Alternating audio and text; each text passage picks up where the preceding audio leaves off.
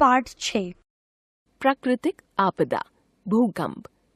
भूकंप, ज्वालामुखी का फटना, बादलों का फटना, सुनामी, बाढ़, अनावृष्टि, सूखा और भूस्खलन ऐसी आपदाएं हैं जिन्हें हम प्रकृति का प्रकोप मानते हैं। लेकिन कभी आपने सोचा है कि इन आपदाओं में कुछ हद तक हमारे क्रियाकलापों का भी हाथ होता है? उदाहरण के लिए जंगलों की कटाई से अनावृष्टि, पहाड़ों के ढलान पर घनी आबादी के बसने से भूस्खलन और घनी आबादी वाले क्षेत्रों में पानी की उपयुक्त निकासी न होने से बाढ़ जैसी स्थितियां पैदा हो सकती हैं। पिछले कुछ वर्षों में विश्व के किसी न किसी भाग में भूकंप आते रहे हैं। भूकंप का सीधा सा अर्थ होता है धरती का कांपना। आखिर क्यों कांपती है यह धरती? हमने तो सुना था कि धरती हमारी जननी है, यह हमारा पालन पोषण करती है। फिर अचानक वह अपने बच्चों पर ही निर्ममता से क्यों टूट पड़ती है? हमने कुछ बुजुर्गों को कहते सुना है कि हमारी धरती शेषनाग के फन पर टिकी है।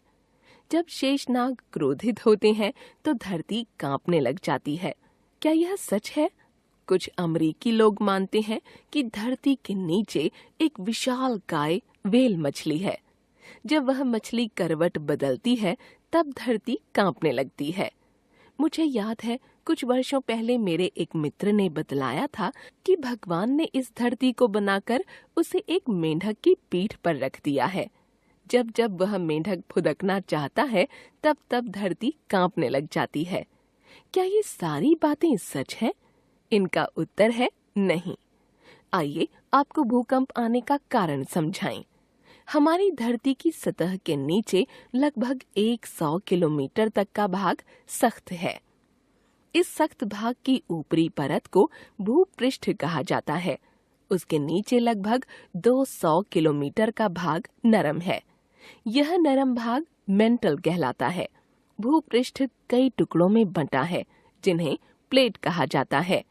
ये प्लेटें पृथ्वी के अंदर के भाग में लगातार सरकती रहती हैं और एक दूसरे से टकराती रहती हैं। इससे प्लेटों पर दबाव उत्पन्न होता है। जब यह दबाव बहुत बढ़ जाता है तो यह धरती को झकझोर देता है और भूकंप के रूप में तबाही मचा देता है। भूकंप कब आएगा इसका सही अनुमान लगा पाने में वैज्ञानिक अब तक असमर्थ रहे हैं।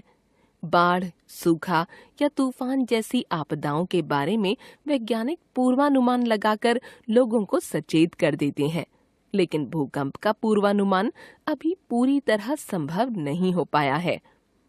भूकंप आने से जान माल की भारी क्षति होती है। मकानों और ऊंची इमारतों के ढहने से लोग मलबे के नीचे दब जाते हैं।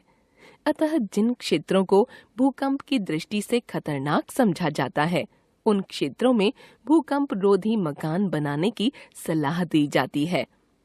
इससे भूकंप से होने वाली तबाही को काफी हद तक कम किया जा सकता है।